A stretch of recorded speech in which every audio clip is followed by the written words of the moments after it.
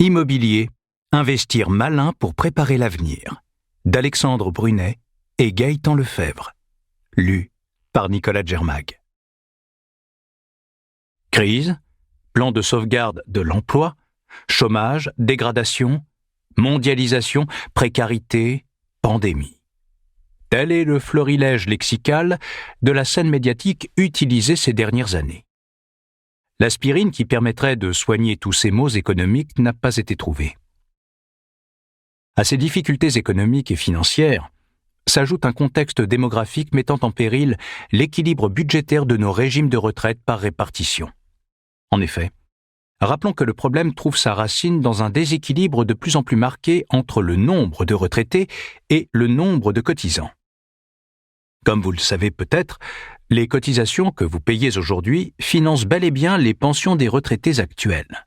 Elles ne servent pas à alimenter un fonds sécuritaire dans l'option d'être restitué sous forme de rente au moment de la retraite. Les gouvernements qui se sont succédés ont souvent actionné les mêmes leviers, recul de l'âge de départ à la retraite, augmentation de la durée de cotisation, hausse des cotisations, qui n'ont pas porté leurs fruits. Le système de retraite agonisant ne nous laisse pas entrevoir de futurs radieux. La réforme systémique de 2020, avec un système universel par points, vise une remise à plat afin de répartir les retraites de manière plus égalitaire. Il n'est absolument pas démontré que cette nouvelle répartition conduira à l'équilibre budgétaire. Par ailleurs, à l'heure où ces lignes sont écrites, la pandémie de Covid-19 a conduit à la suspension de cette réforme. Le Conseil d'orientation des retraites, le COR, rend régulièrement des rapports nous alertant sur la situation.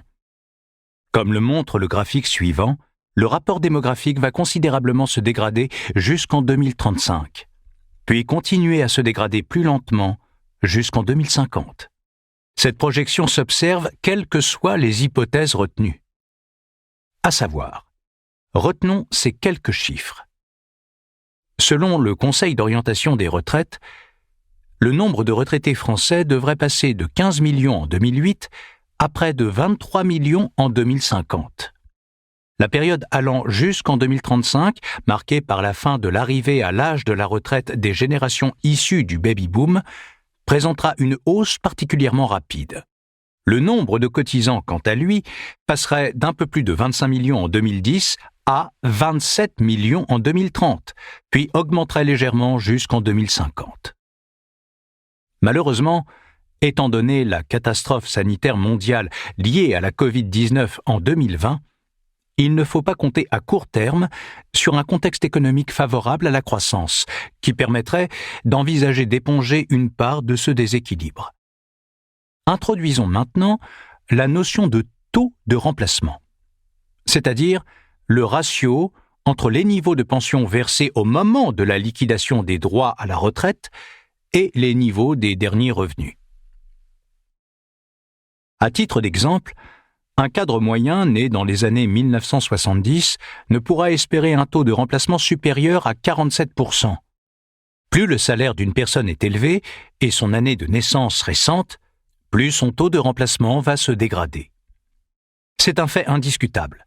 Nous sommes aux limites du régime de retraite français par répartition tel que nous le connaissons.